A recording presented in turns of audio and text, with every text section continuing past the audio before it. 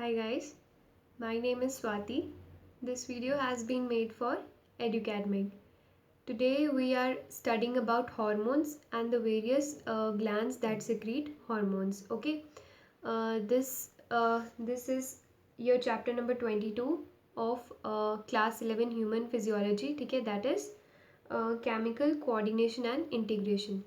तो पिछले लेक्चर में हमने स्टडी किया था कि आपके एंडोक्राइन ग्लैंड्स क्या होते हैं, हाइपोथैलेमस कहाँ प्रेजेंट होता है, और थोड़ा बहुत हमने आपके पिट्यूटरी ग्लैंड के बारे में स्टडी किया था.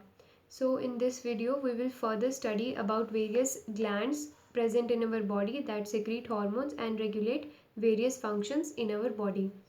तो पहले हम स्टडी कर लेते हैं कि जो पिट्यूटरी ग्लैंड होता है उसको मास्टर ग्लैंड कहा जाता है. ठीक है, तो हम ये स्टडी करेंगे कि उसको मास्टर ग्लैंड क्यों कहा जाता है और वो कौन कौन से हार्मोन्स जो है वो सेक्रीट करता है.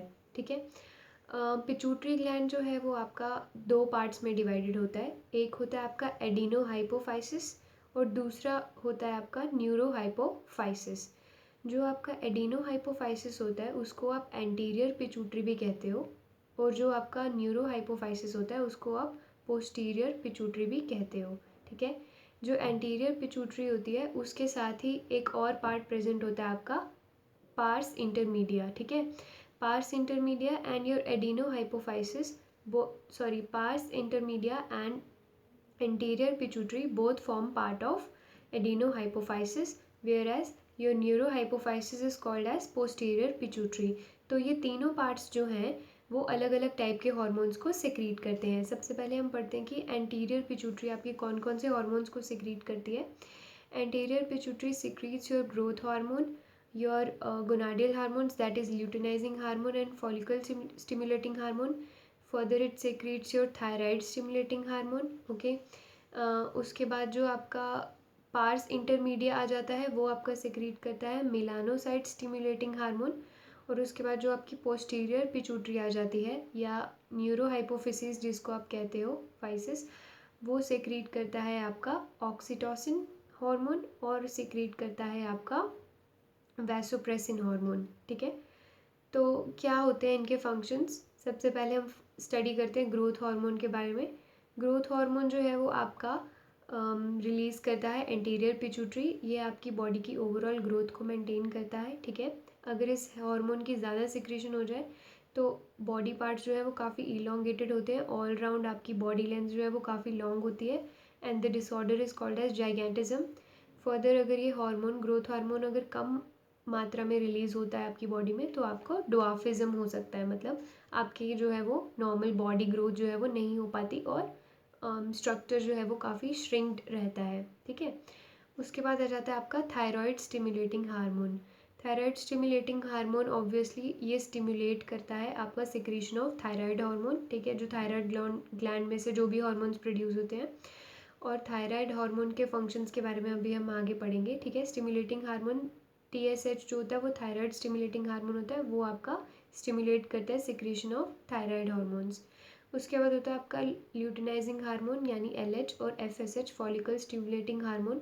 ये दोनों जो है वो आपकी गोनाड्स की एक्टिविटी यानी मेल्स के केस में गोनाड्स होते हैं टेस्टिस और फीमेल्स के केस में ओवरीज, इन दोनों को जो है वो स्टिमुलेट करते हैं टू प्रोड्यूस वेरियस हार्मोन्स जो आपकी सेक्सुअल एक्टिविटी को और ऑर्गन्स को आगे रेगुलेट करते हैं. ठीक है, उसके बाद आ जाता है आपका parse intermedia. Parse intermedia secrete करता है आपका मेलानोसाइट स्टिमुलेटिंग हार्मोन. ये जो है वो आपका स्किन पिगमेंटेशन को कंट्रोल करता है. ठीक है, स्किन पिगमेंटेशन आपको पता है स्किन में मेलेनिन प्रेजेंट होता है जिसकी वजह से जो कि हमें हार्मफुल सनरे से बचाता है.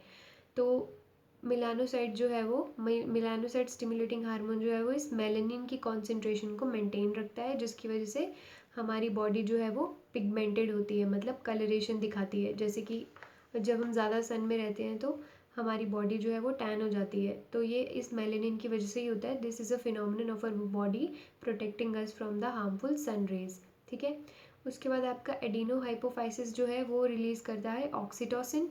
ठीक है, ऑक्सीटोसिन क्या करता है आपका, ये मसल्स की कंट्रैक्शन करता है. जब आपका चाइल्ड का बर्थ होता है तो ये आपके यूट्रस के मसल्स को कॉन्ट्रैक्ट करता है और आपके मेमोरी ग्लैंड्स को भी कॉन्ट्रैक्ट करता है ताकि उसमें से जो है वो मिल्क सिक्रीट हो पाए. उसके बाद आ जाता है आपका वैसोप्रेसिन।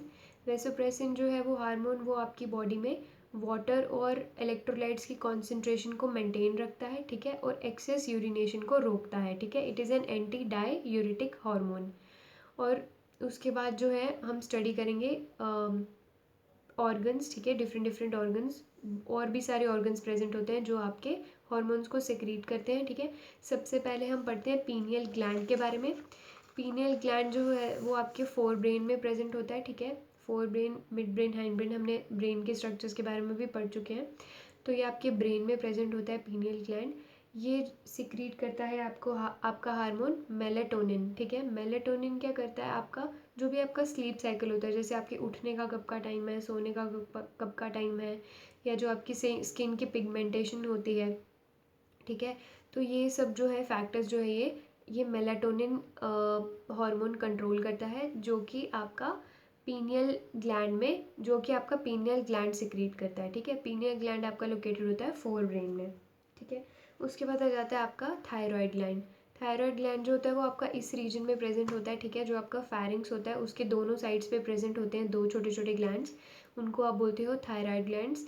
और ये दोनों ग्लैंड जो हैं वो आपस में इस्थमस से जुड़े होते हैं, ठीक है। इनमें आपके दो टाइप के सेल्स होते हैं, एक होते हैं आपके फॉलिकुलर टाइप ऑफ सेल्स, ठीक है, और एक होते हैं आपके स्ट्रोमल सेल्स, ओके। तो जो आपके फॉलिकुलर सेल्स होते हैं वो दो टाइप के हॉर्मोन्स सिक्रीट करते हैं, ट्राई आयोडो थायरोनिन और टेट्रा आयोडो थायरॉक्सिन, ठीक है। ये दोनों ही हॉर्मोन्स जो हैं वो आपके थायराइड ग्लैंड प्रोड्यूस करते हैं, एंड ये आपकी बॉडी में बहुत सारे फंक्शंस कैरी आउट करते हैं। जैसे कि अगर मतलब बेसल मेटाबॉलिक रेट जो आपकी बॉडी का होता है, मतलब जो भी आपका मेटाबॉलिज्म होता है, ठीक है, और ऑलराउंड ग्रोथ जो होती है आपकी बॉडी की, वो ये हॉर्मोन्स जो हैं वो कंट्रोल करते हैं। और आपका मेटाबॉलिज्म जो होता है कार्बोहाइड्रेट्स का, फैट्स का, प्रोटीन्स का, ठीक है, ये सब जो है ये दोनों हॉर्मोन्स कंट्रोल करते हैं। अगर हाइपरथायरॉयडिज्म हो जाता है, जब थायराइड ग्लैंड में जब आपको कैंसर हो जाता है, तो ये सेल्स जो है वो बहुत ज़्यादा थायराइड हार्मोन प्रोड्यूस करने लग जाते हैं, जिसकी वजह से क्या होता है, आपको हाइपरथायरॉयडिज्म हो जाता है और आपकी बॉडी में काफ़ी सारे माल फंक्शंस तो नहीं, मतलब ज़्यादा फंक्शन देखने को मिलता है। तो that also leads to abnormalities. और अगर ये हार्मोन कम मात्रा में सिक्रीट हो तो आपकी बॉडी में गॉइटर हो जाता है। जैसे आपने वो देखा होगा कि आपके नेक के एरिया में वो एकदम ऐसे स्वॉलन सा टिश्यू बन जाता है, ठीक है, उसको आप गॉइटर कहते हो। और अगर प्रेग्नेंट मदर्स में अगर मतलब ये हार्मोन प्रोड्यूस नहीं होता है, ठीक है, अगर इस हार्मोन की डेफिशिएंसी रहती है, तो क्या होता है, जो भी आपका चाइल्ड होता है, जो भी चाइल्ड बॉर्न होता है, वो मेंटली जो है वो इतना मतलब इंटेलिजेंट नहीं मेंटली इतना डेवलप नहीं होता, और उसकी बॉडी ग्रोथ जो है वो अच्छे से नहीं हो पाती। इन दोनों हार्मोन्स ट्राईआयोडोथायरॉक्सिन और ट्राईआयोडोथायरोनिन और टेट्रा आयोडोथायरॉक्सिन का जो रिलीज़ जो है वो इम्पॉर्टेंट है, मतलब रिलीज़ जो है वो मेंटेन करता है आपका आयोडीन। अगर फूड में आपका आयोडीन होगा तो आपका अच्छे से ये दोनों हार्मोन्स जो है वो मेंटेन रहते हैं, okay. So this is all about today. I hope you got it. Thank you.